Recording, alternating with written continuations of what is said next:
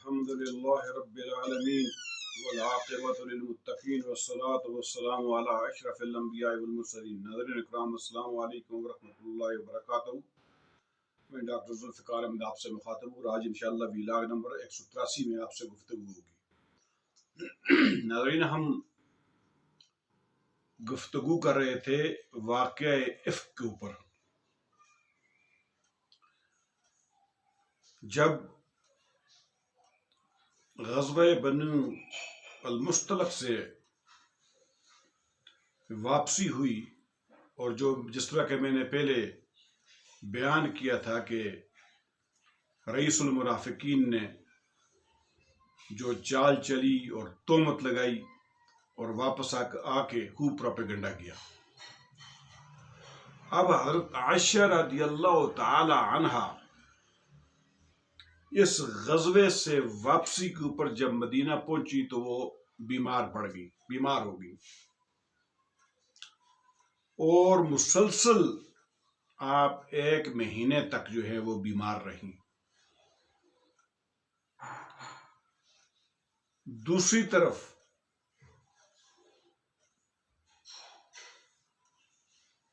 یہ جو منافقین جو پروپیگنڈے کر رہے تھے، جو تہمتیں لگا رہے تھے، ام المومنین حضرت عائشہ رضی اللہ تعالی عنہا اس سارے معاملے سے بالکل علم تھی. ان کو پتہ ہی نہیں تھا. وہ نہیں جانتی تھی کہ مدینہ کے اندر یہ کیا کیا باتیں منافقین کر رہے ہیں، کیا کیا تہمتیں لگا رہے ہیں، کیا کیا یہ سازشیں جو ہو رہی ہیں، وہ اس سے بالکل لا علم تھی. اب ان کو کیسے پتہ چلتا ہے اس واقعے کا؟ ناظرین اکرام، حضرت عائشہ رضی اللہ تعالی عنہ کو اس واقعہ کا علم ام مستح سے ہوتا ہے.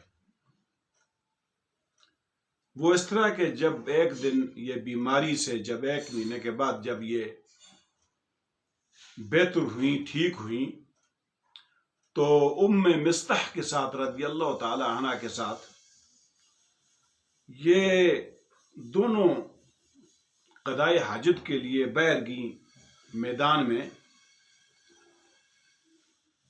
تو اس دوران ام مستح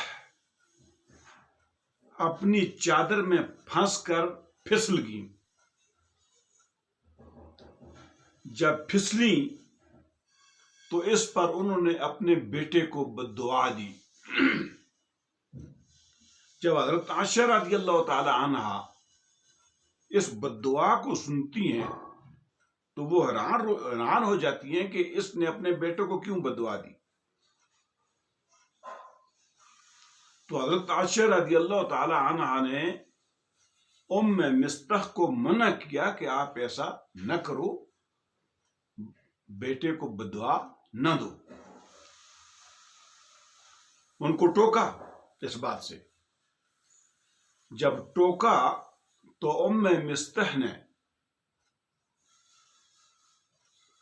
بتایا کہ میں اس لیے بددعا اس کو دیے میرے بیٹے کو کہ میرا بیٹا بھی تہمت کے پروپیگنڈے میں شریک ہے اور وہ بھی اس پروپیگنڈے اس چیز کا پروپیگنڈا کر رہا ہے، میں نے اس لیے بددعا دی.